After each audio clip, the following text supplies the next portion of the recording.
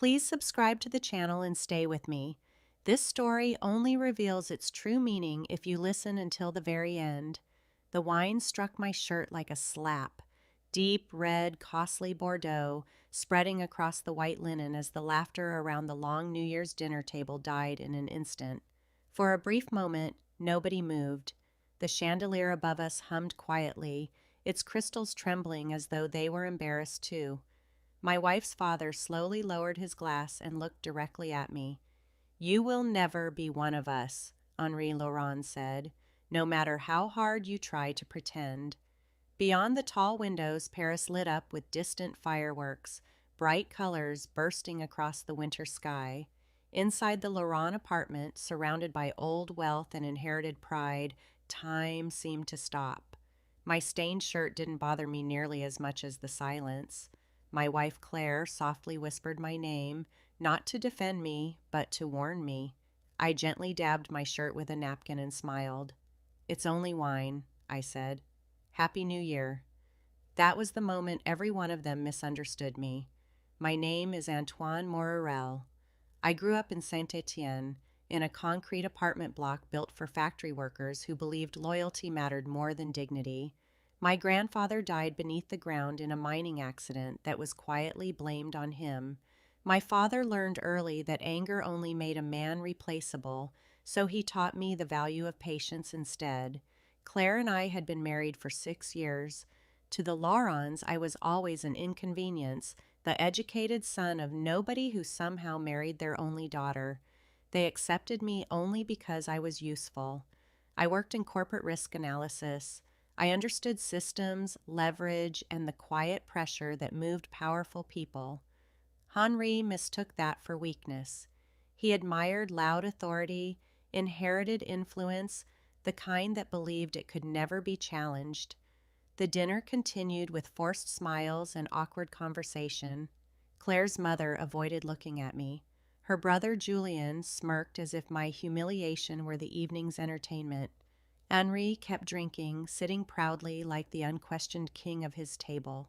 When midnight arrived, everyone raised their glasses. "To family," I said. Henri gave a mocking laugh. "Some of us are born into it." I said nothing. That night, Claire cried in our bedroom, apologizing for her father without ever admitting he had been wrong. "You know how he is," she whispered. "He doesn't mean it." "I know exactly what he means," I answered quietly. She eventually fell asleep. I didn't. I stood by the window, watching fireworks scatter across the Paris skyline like promises that would disappear before morning. Then I picked up my phone and made a single call, not to a lawyer, not to a friend, to an old contact who owed me a favor. The Laurents had built their fortune through logistics, shipping contracts, port access, and cross-border supply chains that appeared spotless on the surface. Henri loved talking about the empire he had created. What he never understood was how fragile an empire becomes when its greatest asset is its reputation. Over the following weeks, I did nothing anyone could see. I attended family lunches. I smiled. I nodded. I started wearing darker shirts. Quietly, however, I began pulling at loose threads. Risk assessments were requested. Audits were opened. Business partnerships were reviewed.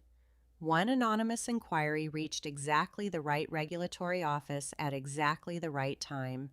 Nothing illegal, nothing dramatic, only attention. Henri became increasingly frustrated. Delays irritated him. Julien blamed middle management. Claire noticed how calm I remained and mistook it for forgiveness. Spring arrived cold and soaked with rain. Paris smelled of wet stone and damp streets. One morning, Henri called me. "You work with numbers," he said sharply. "You hear things. What's going on?" I paused just long enough. "Markets change," I replied. "Sometimes respect changes too." He hung up immediately. The investigation grew deeper. A foreign business partner walked away. A bank froze important credit lines while waiting for clarification. The Laurents had built everything on confidence.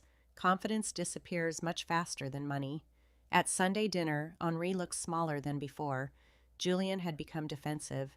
Beneath the table, Claire gently squeezed my hand, sensing something had changed even if she couldn't yet understand what it was. Later she asked me, "Did you do something?" "Yes," I answered. "I stopped protecting them." The moral cost cut deeper than I had expected. Claire had been shaped by that family. Their cruelty had become part of her, the way years of neglect quietly shape bone. I wasn't only bringing Henri down, I was forcing her to choose. The turning point came in July during a board meeting I was never expected to attend. Henri stood with a red face, shouting at men who no longer feared him. Documents filled the screen behind him, irregularities, growing risks, and unanswered questions. He demanded loyalty. He received silence. Then someone asked who had initiated the review. Every pair of eyes turned toward me. I remained seated. I didn't smile. "I did," I said, "because respect matters, and I grew tired of pretending it didn't." Henri stared at me, finally understanding everything. "You did all this because of a glass of wine." "No," I answered. "I did this because you believed you could throw it." The company survived, but it emerged smaller, stripped down, and managed by people who understood accountability. Henri was forced into retirement. Julien left Paris. The Laurent name remained, but its strength had faded. A month later, Claire moved out, not with anger, with the silence.